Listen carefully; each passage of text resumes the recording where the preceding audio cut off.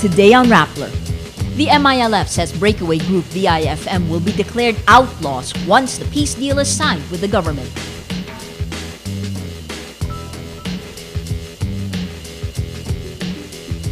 Of course, this is a political compromise that is struck with the MILF. And as you can Government Peace Panel Chair Leonen calls the MILF peace agreement a political compromise that is constitutional.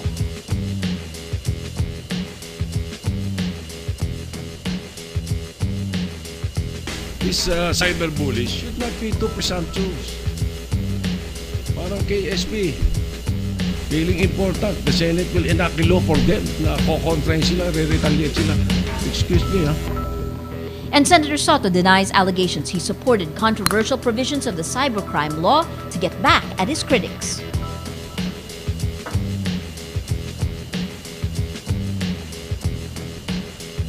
Hello, I'm Maria Ressa. Welcome to Rappler, your social news network. The Moro Islamic Liberation Front warns it would run after breakaway group Bangsamoro Islamic Freedom Movement if it insists on attacking MILF and government troops. MILF spokesman Von Al-Haq says BIFM members will be declared outlaws once the MILF signs a peace deal with the government on October 15. On Sunday, President Benigno Aquino announced a framework agreement between the government and the MILF aimed at setting up a new Bangsamoro autonomous region in Mindanao. But BIFM spokesman Abu Misri Mama says, "We do not care if the government and the MILF would reach an agreement. We do not want the Bangsamoro entity or whatever they may call it." The BIFM broke away after serious disagreements on the MILF's peace talks with the government. In August this year, the group attacked government military detachments. President Aquino will issue an executive order creating a transition commission that will craft a new law on the proposed Bangsamoro region.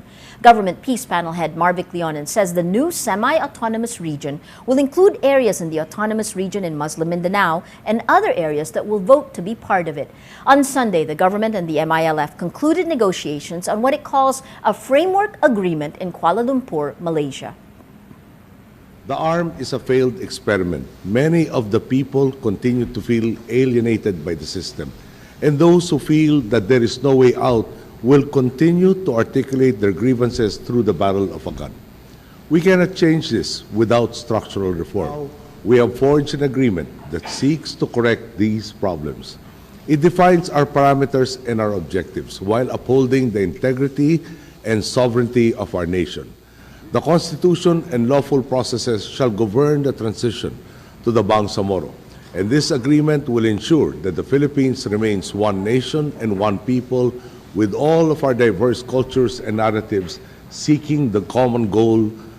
The Filipinos of Bangsamoro, on the other hand, will be assured a fair and equitable share of taxation, revenues, and the fruits of national patrimony.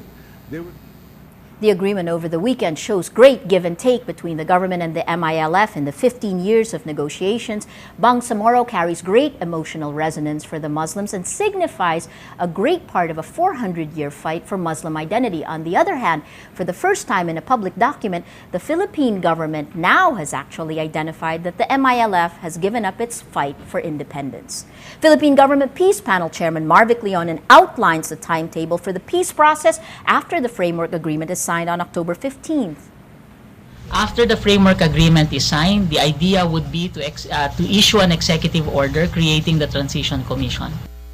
We are, of course, informed that the general plan for the Transition Commission is that consultations will happen within the area that will be included within the prospective Bangsamoro. And therefore, after the draft is actually completed, it will then be submitted to the House and the Senate. And hopefully, by that time, there is enough political momentum, not only from the present administration, but also from the people in the area to move in order that the bill sails through both the House and the Senate.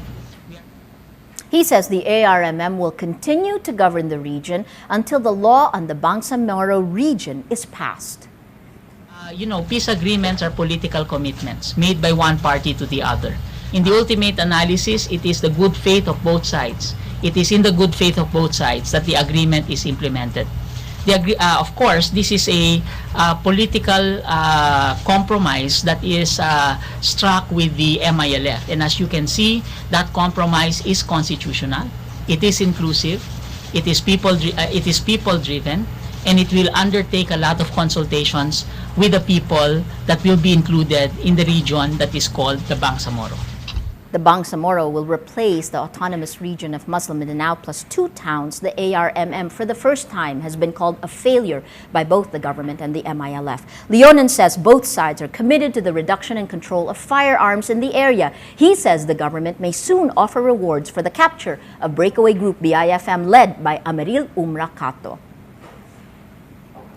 In another speech before the Senate, Majority Leader Tito Sotto defends himself in the controversial provisions of the anti-cybercrime law by splitting hairs and redefining terms. In a privileged speech Monday, Sotto says he was not a member of the bicameral conference committee that put together the Senate and House versions of the law. He says insertion is used by the Senate Secretariat for something proposed in an amendment, not an amendment itself. Sotto adds it gives the impression that the insertion is smuggled.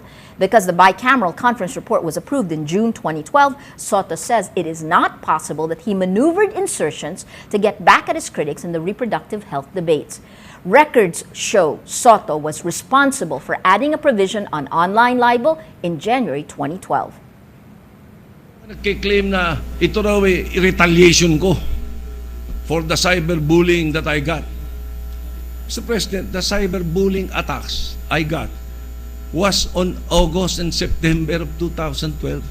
Way beyond June 5, natapos na sa Senado to. This cyberbullies should not be too presumptuous. Parang KSP, feeling important, the Senate will enact a law for them na kokontrain sila, re-retaliate sila. Excuse me, Bayan Muna Representative Nery Colmenares asks the Supreme Court Monday to block the implementation of the Cybercrime Prevention Act of 2012. He says under the law, EDSA 1 and EDSA 2 would not have happened.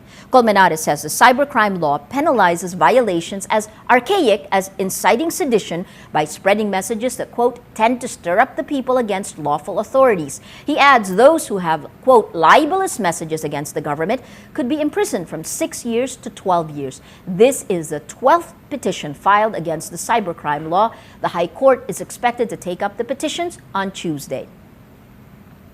The student publication of the University of Santo Tomas sparks controversy for an opinion editorial article criticizing professors of Ateneo and La Salle for supporting the reproductive health bill. Both Ateneo and La Salle are Catholic universities. The Varsitarian questions both the professors' stand and their competence. It says, quote, UST and her physicians are scientists and experts, unlike the Ateneo and La Salle professors who are intellectual pretenders and interlopers. The Varsitarian praises UST for standing against the RH bill, which the paper calls a, quote, anti-poor social engineering measure. The article quickly circulates on social media and draws sharp reactions. Some Twitter users call the editorial out of line, while some UST students send tweets saying the editorial does not represent the entire student community. Newly appointed Interior Secretary Mar Roxas tells the Philippine National Police there will be no room for irregularities under his watch. On Monday, Roxas faces the PNP for its flag-raising ceremonies as the guest of honor. He vows to put an end to the bata-bata system where superiors play favorite among their subordinates. He says, quote, the days of the patrons are over. Your promotion will be based on your performance. Roxas promises to continue the legacy of his predecessor, the late Jesse Robredo, praised for his honest and transparent programs. The World Bank slashes its 2012 growth forecast for the East Asia and Pacific region, but raises its growth outlook for the Philippines. In a report released Monday, the World Bank says it expects the Philippine economy to expand by 5%, higher than the 4.6% announced in July. The report says the acceleration of government infrastructure spending contributes to the Philippines' strong performance. The World Bank forecast comes days after the Asian Development Bank revised its 2012 growth estimates to 5.5% from its March 4.8%. President Barack Obama makes a joke acknowledging his poor debate performance against Mitt Romney last week at a star-studded fundraiser in Los Angeles.